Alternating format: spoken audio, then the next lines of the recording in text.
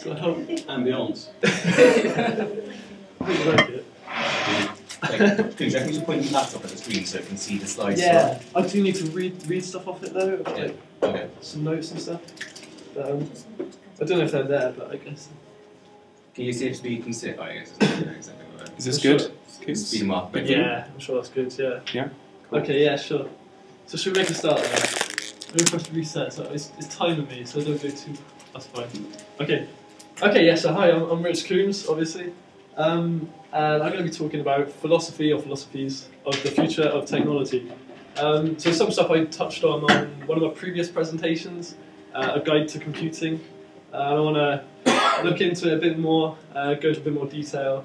I just want to put up a bit of a disclaimer before I start, because I sort of feel like I'm sort of selling a cult or something while I'm talking about this, but I'm not. Take it with a pinch of salt, it's all just a bit of fun really. So yeah, I hope you enjoy. Let's see what we got. Yeah, what I was going to do is I was going to press play and then mute it, just for a bit of effect. So didn't watch. Okay, that's just for the effect. Oh, that's cool. I clicked and it went on to the next slide. That's a shame. This isn't going to work, is it? I'll just press the mute one here. Okay. So yeah, here we go. So yeah, technology is obviously. It's got a huge impact on our lives, not only on an individual level, but also with how we interact with one another, with how we interact with our environment as well. We're living in a digital age where technology has shaped modern society with rapid global communication. But how will technology shape our future? I'm missing my notes, hang on. How will technology shape our future?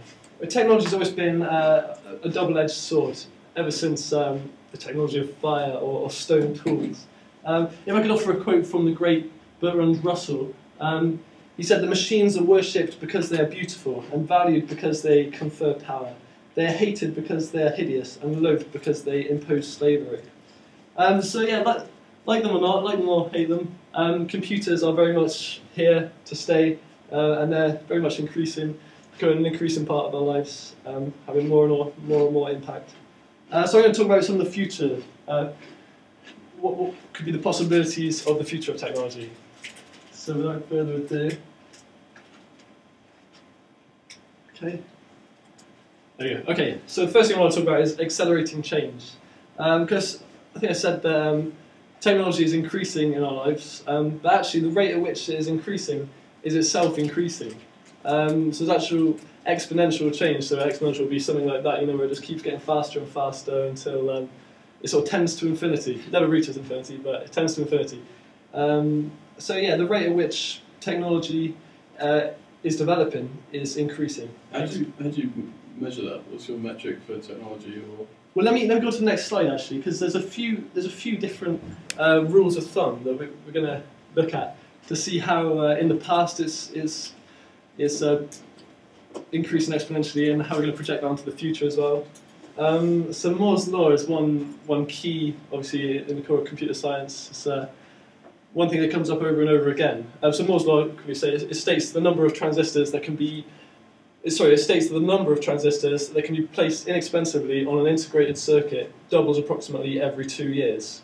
So yeah, if we look through history, not just for transistors actually, this graph shows even throughout different technologies of computational power. If we go right back to the electromechanical age of electromechanical computers, through to relay computers, vacuum tube computers, transistors. This is time along the bottom. This is the different technologies we're using.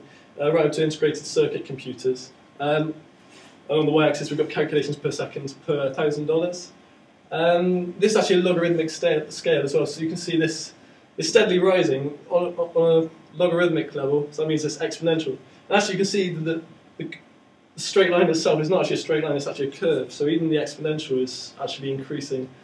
That's another dimension of increasingness over time. And you see it's very steady to the graph, even through wars, booms, busts. The law seems to be holding well so far in the past. Doesn't Moore's law refer to the number of transistors rather than the calculations per second? Yeah, but actually Moore's law can be applied to many different, well, not applied to many different things, but we see similar trends in many different areas of technology. So it's not just with the transistors. There's many different technologies we can see exponential growth in, such as hard disk storage, digital camera, the number of digital cameras on your digital pixels in your camera either. Again, per unit money, per £1,000 or whatever. Network capacity, supercomputer power, and also even expands. We can see similar laws even outside of technology. So if we look at the number of patents granted in the US, that's also an exponential number. It even extends further into biology as well. So yeah, we're seeing all sorts of patterns like this in many different areas. So like I say, it expands out of technology. So if we look beyond technology, some argue that human development itself is exponential. So if we look at the highlights of human development, first of all we need to look at the evolution of the organism. So if we look at life itself, it started about 2 billion years ago, through to the hominid 6 million years ago. Mankind, as we know it, about 100,000 years. And if so you can sort of see the telescopic nature of how we've been developing. And if we look even further into it than that, how we interact with our environment. Things like agriculture, scientific and industrial revolution. We're looking at 10,400, 150 years. So again, that telescopic nature is growing more and more evident. So yeah, you can see the rate is increasing, and it's going to keep increasing, we think, until manifestations are becoming so much more faster. We'll see things happen within our lifetime, manifestations in our lifetime, within a generation even. So if you think about all the achievements we've had in the last 100 years, that sort of thing could be happening in the next 10 years, or the next 1 year after that. It's going to keep getting faster and faster. Next slide. Okay, so like I said, let's look at the highlights of human development. So again, this is a logarithmic scale on the slide. So we've got life itself going into multicellular organisms, reptiles, and you can see it's getting faster and faster, tending into this infinite rate. We've got the hominid here, Homo sapiens. We start looking at art, agriculture, printing, experimental methods, industrial revolution, telephone, electricity, radio, computer, personal computer. So it's getting faster and faster, really tending towards infinity, if you like. Okay, so I was going to talk about the sort of next level of human development, the kind of new evolution, if you like. Not necessarily Darwinian evolution, but how humans are going to progress from here on, maybe. So manifestations in technology become almost instantaneous. The human development then stems from information. Now you've got two types of information. You've got the digital, which would be artificial intelligence, or you've got the analog, which stems from molecular biology. You knit the two together with neurobiology, and these two the digital and analog become more and more integrated together. They become more and more, they work together as a team. So now humans are developing themselves more on an individual level, rather than passively as part of the collective with the old evolutionary paradigm. We're now looking at things like what's known as participant evolution. So instead of having to rely on mutation and natural selection for human progression of the organism, we're looking at developing ourselves with technology and neurotechnology, developing our bodies and our minds through technological means rather than mutation, natural selection.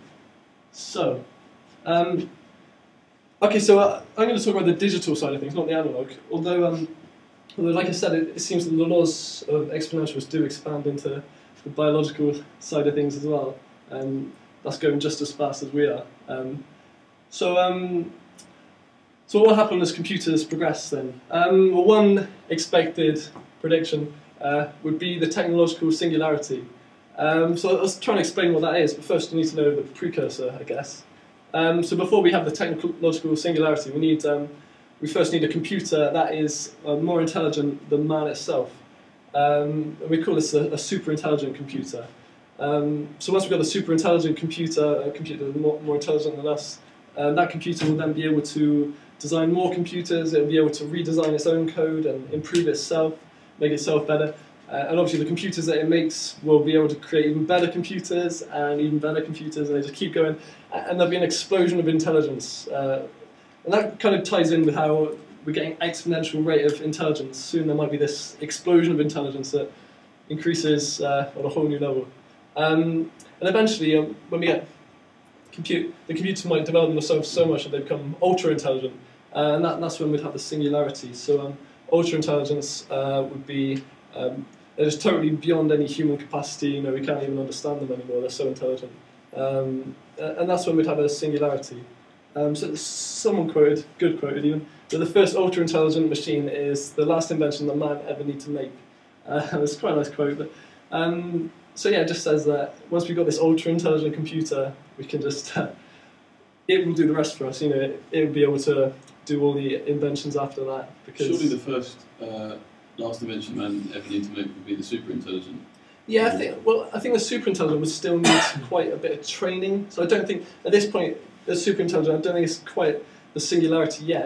We've still got a bit of a way to go until we get that ultra-intelligent computer. That's something I'm going to talk about in a minute, actually, is sort of distinguishing between the two, when exactly this will happen. So yeah, bear with me for a second. What have I say? Yeah, that's about it. So yeah, let me see. So the singularity, when's it going to happen? Lots of people make predictions about when it's going to happen. Obviously, we don't really know. It's expected within this century, though, probably within our lifetimes. So, like I said, it starts with superintelligence. Once we have a computer that's as intelligent as us. And in order to get this, we need two things. We need the combination of the hardware, the processing power, and the software, so the program design. Okay. Just reading my notes, sorry. Okay, yeah, so I'll talk about the hardware first. So this is based on Moore's law, you know, everything doubling after a couple of years or whatever. So calculations per $1,000 on the side. This is year. So this is just seeing what computational power we've got at the moment. So you can see at the moment we're about, you know, between one insect brain and one mouse brain. When we go to human brain level of computation, that's going to be probably the mid-2020s. And then beyond that, you get right to the power of all human brains, I think, to ever live, I think that is. So yeah, again, you can see how that exponential is itself curved, because that's a logarithmic scale. So it's really impressive. That's scary. I know, yeah, it's crazy, isn't it? So that's the hardware side of things. I think actually, you know, I said we're sort of just before the mouse brain at the moment. I think the software is about the same place as us, because the Blue Brain project, which is an IBM project, is using the the Blue Gene supercomputer from IBM.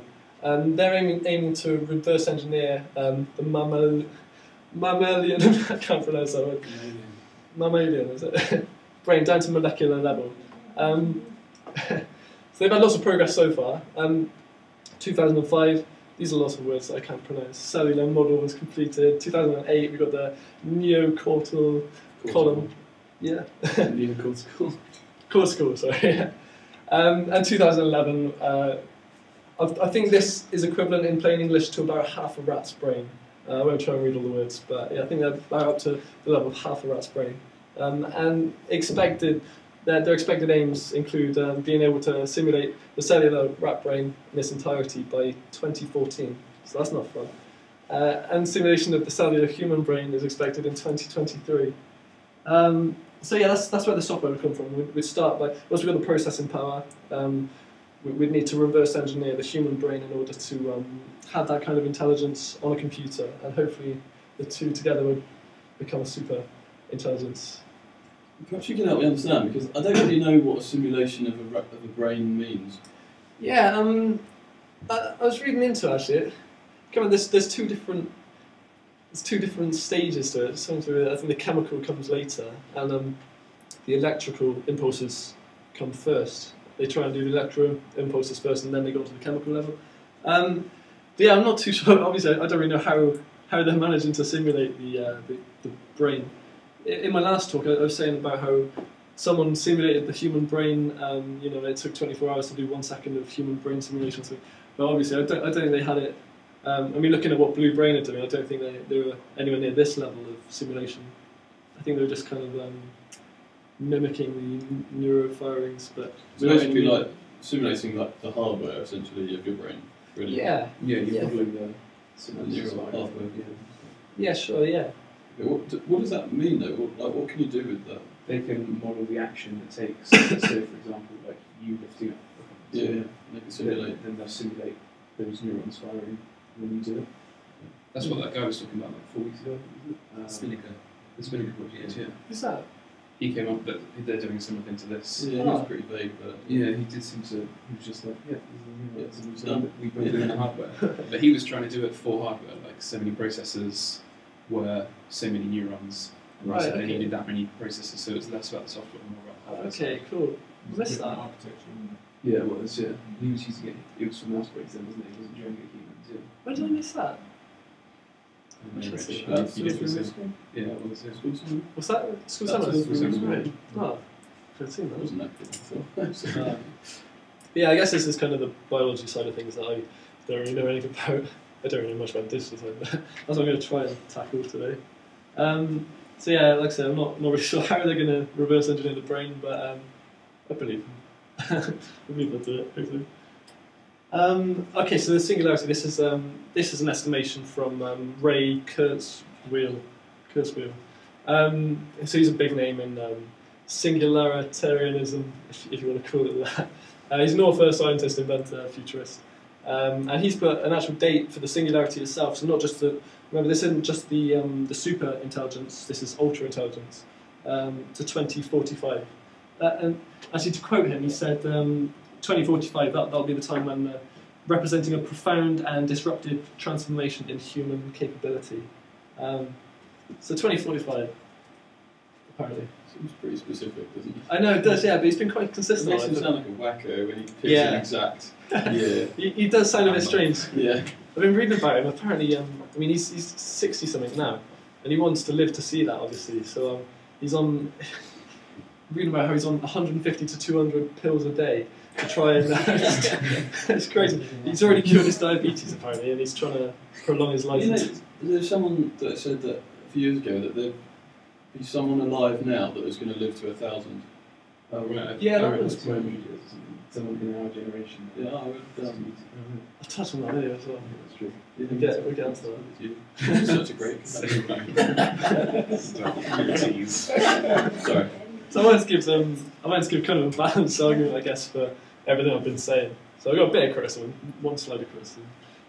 So some people think that maybe the exponential manifestations I was talking about earlier are due to an increase in world population. I think that was exponential as well for quite a while, wasn't it? World population. I think it might be levelling off. So yeah, maybe things will slow down when the population levels off. The technological singularity has been described as the rapture for nerds as well. So everyone wants something to look forward to. I guess everyone wants some kind of transcendence to hope for. And can computers really be intelligent as well? I guess that's the question that artificial intelligence. That's what they're trying to answer. Some people think that maybe parts of the brain are too complex and too analog to represent digitally. I like to think that everything can be modelled by maths, but maybe there's something I don't know about going on in there. One thing's for sure, though, if the singularity is possible, it will eventually happen. We can try to press it, or we might think that the technology is too dangerous to carry on with. But the progression towards it, there'll always be, even if it takes a long time, we'll get there if it's possible, eventually. Okay, so let's look at some of the possibilities then of a technological singularity. I'll start off quite light, I think. So yeah, just remind you what it is. So it's the explosion of intelligence. So yeah, advancements in technology and mankind will progress extremely fast. It's hard for our brains to kind of imagine it beyond this point, really. Our brains are very linear thinking. It's hard for them to deal with exponential thoughts. And actually, this is where the term singularity comes from. They sort of adopted it from astrophysicists. Because there's no singularity in a exponential graph, but the singularity is kind of a metaphorical one. It's compared to, say, the event horizon for a black hole. We can't really imagine what happens beyond that point. Just as it's hard for us to imagine what would happen beyond a technological singularity. So that's quite a nice metaphor for it.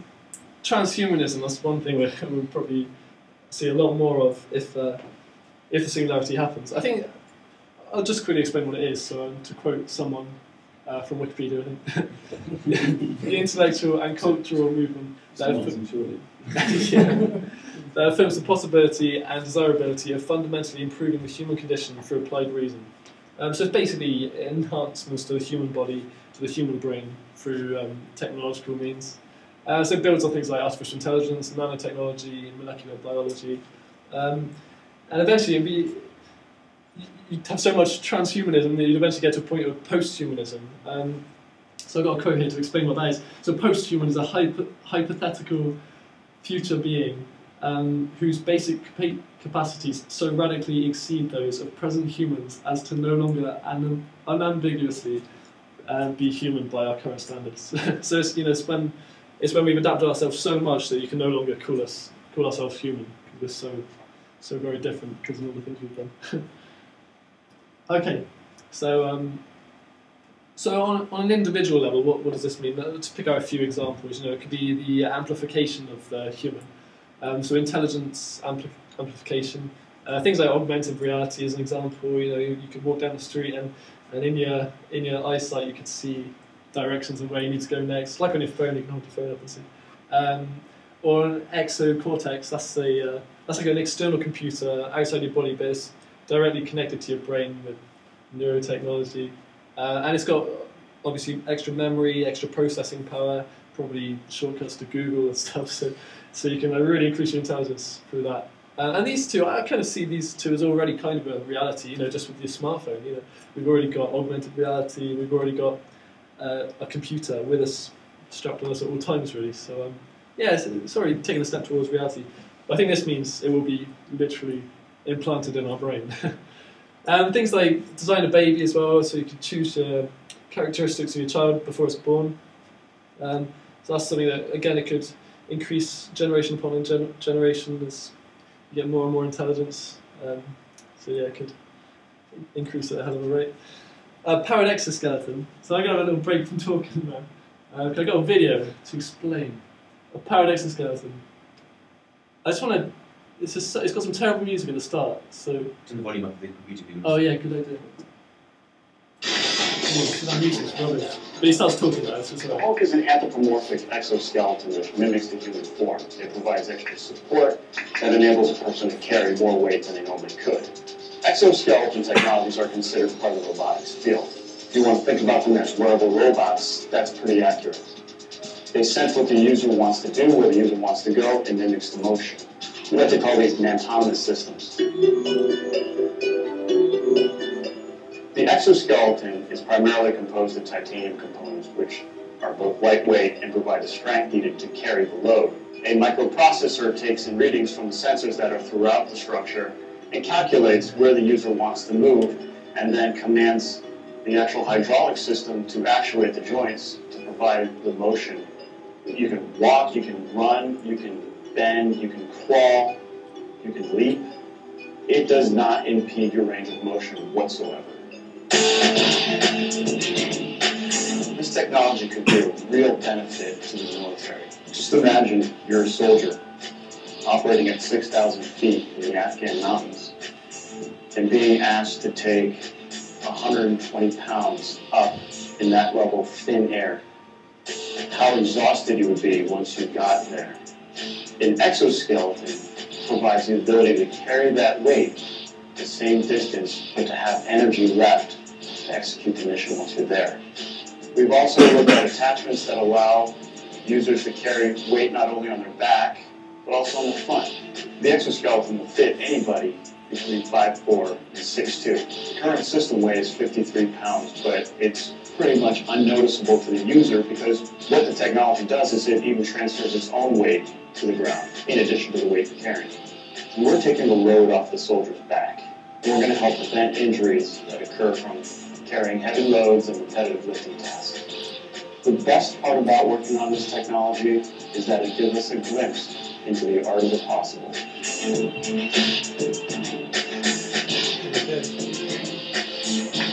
Glimpse into the art of the possible. That's nice. And also I was watching other videos about it, and they even plan to put these things in armour suits as well, so you wouldn't just be powered. Your movements wouldn't be powered. You'd have that armour on as well, which obviously is so light because it's carrying it all for you. There's other videos where they're demonstrating superhuman strength and stuff because of these things. And also, one of them was talking about how you can step out of your suit and let your suit do a task on its own without you in it. So that's quite interesting. So if we look further still, this is still on an individual level, the possibilities of transhumanism. They're big into anti-aging, obviously, and being able to live forever. Mind scanning, actually this is something we're already, we've got quite a lot of research into. It's currently being researched for things like possibly using on criminal interrogation to see if they recognise a crime scene, or see what we can pick out their brains. Controlling wheelchairs as well for the disabled, if they're paralysed or whatever, they can control the wheelchair with their brain. Synthetic telepathy, I think I talked about that last time. I think there's a lot of research into that as well. I think it's probably possible by now. It's big for the military because they can communicate with each other without making a sound, apart from wireless sounds, I guess. But and mind uploading as well. So you could copy the contents of your brain onto the computer, and obviously speed it up loads because we'd have really powerful computers then.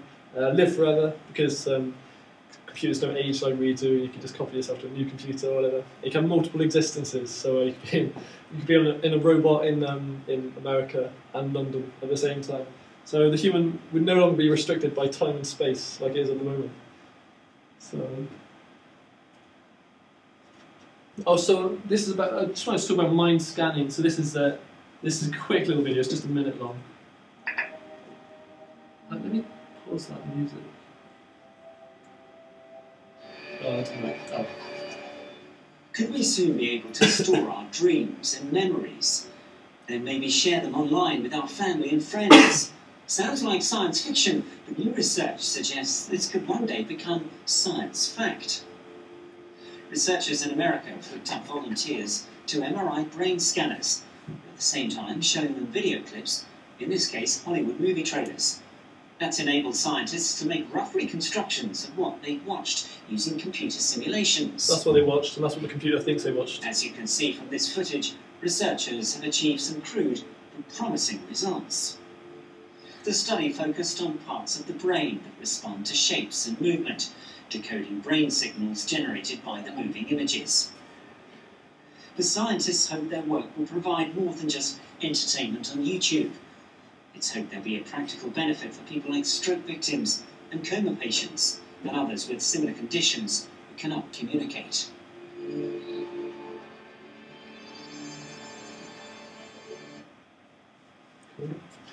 It's probably important that it's not just for people watching on YouTube. Crap. That's a way mentioned YouTube. Application of your research. Okay, so let's look on the bigger scale then. What sort of possibilities are for humanity as a whole rather than just the individual level? So you could end up with post-scarcity. So that's when we no longer have to pay for goods or services or information, just because there's such an abundance of it. We've got robots to do all the jobs for us, all the manufacturing for us, and all the inventing for us. So yeah, everything would be free. That would be nice. The new, maybe a new evolutionary paradigm. So at the moment, our evolutionary paradigm is quite focused on things like dominance, parasitism, predation, war. Maybe the new paradigm, because we're progressing on an individual level, it would favour things like honesty, loyalty, justice, and freedom. And possibly further still, you could get a techno-utopianism. So the end of war, the end of suffering. They're really working on the end of pain and all that at the moment, obviously, in biology. The end of dishonesty. That'd be nice. Rich, just on the last slide, at the top you said that you get a sort of post-scarcity from having an abundance of resources. Yeah. Like, I mean, if your manufacturing, etc., and ability to work increased sort of at a hyper-exponential rate, wouldn't you actually have a problem with actual resources? Right, okay, with actual world resources then. I don't know, I don't really think that's far ahead of it. I guess so. If that's already a bit of a problem. What? Yeah. When you have to rely on nuclear, so yeah, I was thinking the same. But you need fuel obviously to power the robots or electricity generated through coal or whatever. But again, they might have they might have developed these super intelligent beings. They might have developed better fuel. They're already talking about using nanotechnology to collect energy from the sun, just a very small percentage of it. would be enough to power the planet. So who knows what is possible? You know, and also recycle all the things that we don't use anymore and get all the materials back again, and reuse them. So yeah, it's kind of, like I say, it's hard to imagine what will be possible. These are just some suggestions, I guess, that may happen.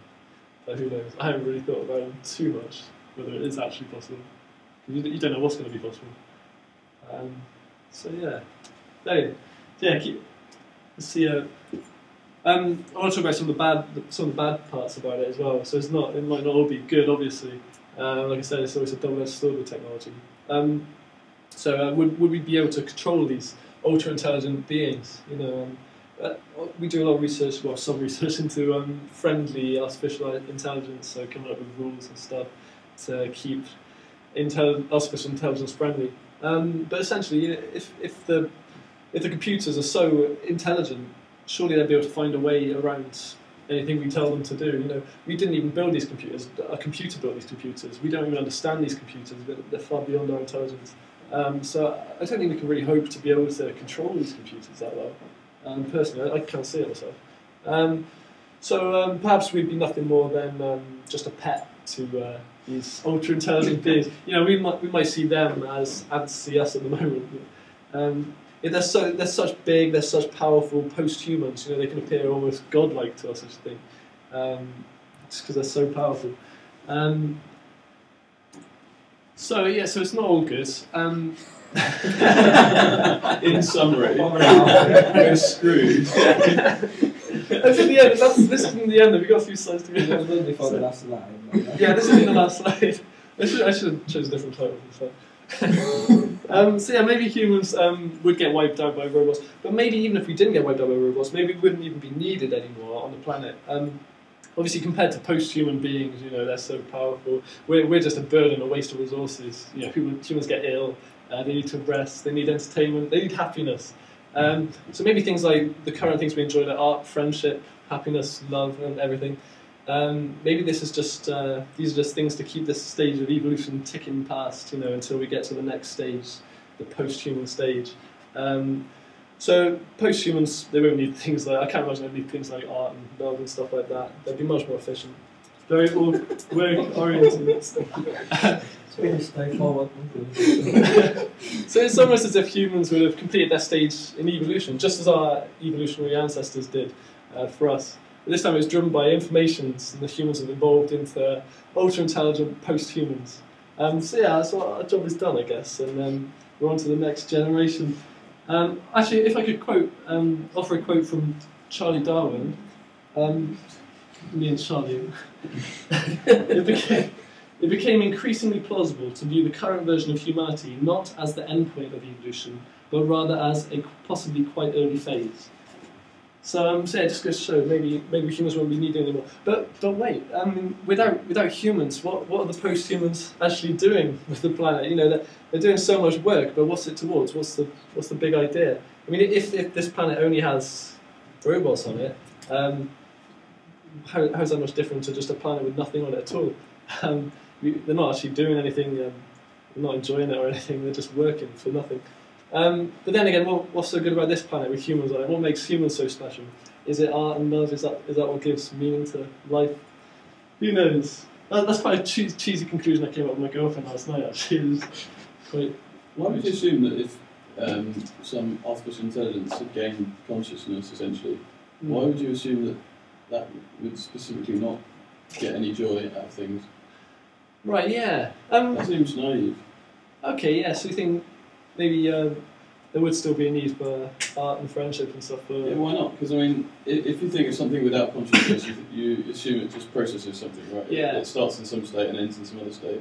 Yeah, sure. So if consciousness is not that, but something slightly higher than that, then why would an artificial intelligence just be a processor? Right. Yeah. Okay. Yeah. Maybe I've been quite narrow-minded about this area. Yeah, like you said, there could like table tennis or something. Yeah. Maybe. Imagine that'd be the first thing they go. Yeah, look at this beautiful world, table. Yes. Let's get a ping pong table. Yeah, so yeah. I've just gone for the traditional, you know, as things get more and more robotic, we get less and less artistic, I guess. But would you call them robots, I guess, then? if they Would were I? us, but better. I don't know, because post-human implies there's still a bit of human still in them, and a tiny bit of brain at the centre of them or something from an old human. But it could be 100% computer, couldn't it? The future of robotics could be 100% computer. But yeah, whether there still need, I mean, there still need to be creative, obviously, because inventions and stuff like that, they need creativity. I was looking into some computer creativity at the moment, actually, things like art, and they've even got programs that can develop new jokes out of thin air, so I've read a couple of the jokes, they're terrible jokes, I didn't include any. But, so yeah, so creativity, definitely, so maybe, yeah, that would imply... yeah, I mean, if they've got to be creative, then they've got to be able to appreciate that creativity, because otherwise it's not really being creative. So, yeah. And if they can appreciate it, then they can say that something's good or bad, Yeah, and then sure. they must... Yeah. Yeah, true, yeah. That's a good point, yeah, maybe I've been quite narrow-minded, like I said. That's what I didn't consider. That's interesting. Cool. Okay, so a bit of reflection though. So hopefully we won't always be some kind of human, even if they do appreciate art and things like that. It's nice to think that we won't get wiped off the planet. But is the singularity still a good thing? Mind uploading, if you upload your brain to a computer, would it still be you, really? Even if you get the memories and everything? And also, as we approach immortality, omniscience, and omnipotence, will our lives still have meaning? If I could offer a quote from the great Ray Kurzweil, that guy I was talking about earlier with 200 pills a day or whatever, he said that death gives meaning to our lives. It gives importance and value to time. Time would be meaningless if there were too much of it. So yeah, it's just a bit of philosophy about living forever, I guess, if we do have that technology. But anyway, it's exciting times at the moment to be a human, I guess.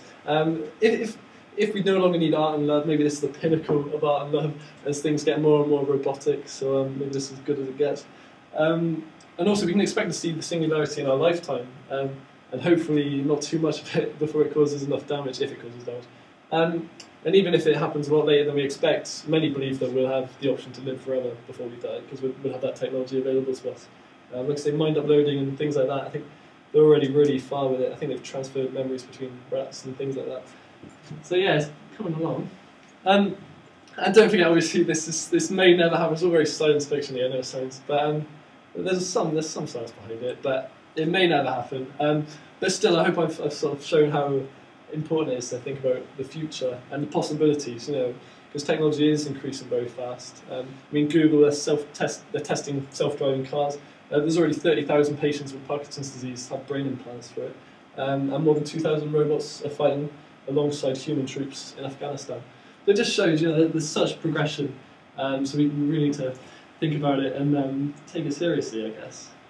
So if I could just, that's the end. I just wanted to leave this video playing. Well, no sound though, just for a bit of visual effect instead of a picture. This is actually a clip from Waking Life, which I got quite a lot of the inspiration for this talk from. So if you enjoyed the talk, I'd really recommend Waking Life, the film, Waking Life. So yeah, thank you. I hope you enjoyed it. And please discuss. So yeah, don't direct all the questions at me. Have a chat about it. I know it's quite thought-provoking stuff. I hope it is. So what do you think? Do you think that might be on to Do you think ethics might get in the way of some of these projections?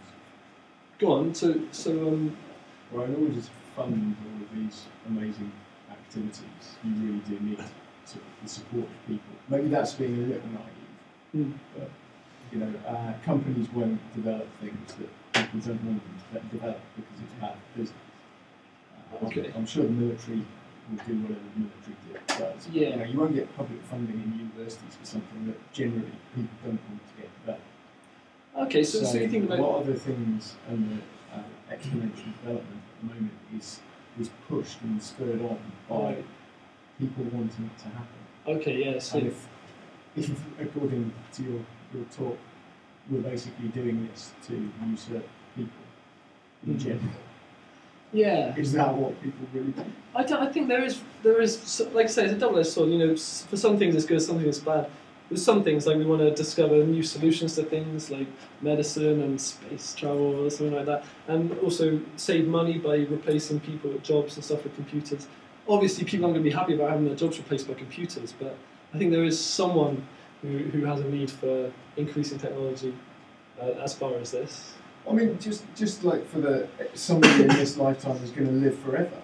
I mean, even that, it's just an impractical possibility. There's loads of people that want to do it. forever, and there aren't enough resources on this planet to deal with that. Therefore, like ethics can't allow that to happen. Because people stop having kids, maybe. Why have kids if you don't need? Or maybe we're colonise space, other areas of the universe. But yeah. But people never imagine that they can travel in 2 hours, like a 3 months, trip. So there are impossibles that became possible. Yeah. But the things that evolve and years ahead. I think we take them for granted quite a lot these days as well. When things significantly change, it's so easy just to see. It's so rapid the progress that it's quite easy to take them for granted. I think. Sometimes you just lose track of where you started from and what you wanted in the first place. Yeah. But I don't think I want to live to see that. No, I It's a don't. little scary. It's an amazing I think the worst thing is, my favourite kind of film or book is like about a dystopian future. I just love films about that sort of thing. And I think if we're living in a dystopian future after this ultra intelligence, then there'll be no more books or films about dystopian futures. They'll be being chased by robots. That's a good way to leave, I guess. If they get crazy, they can be like, okay, we made them, and we should just go to a different planet. So just Let's not do that again. Everybody remember to stop when we get to the really good robots.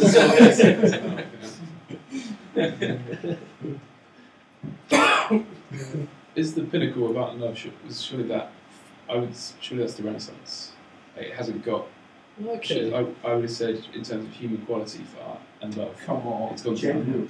It's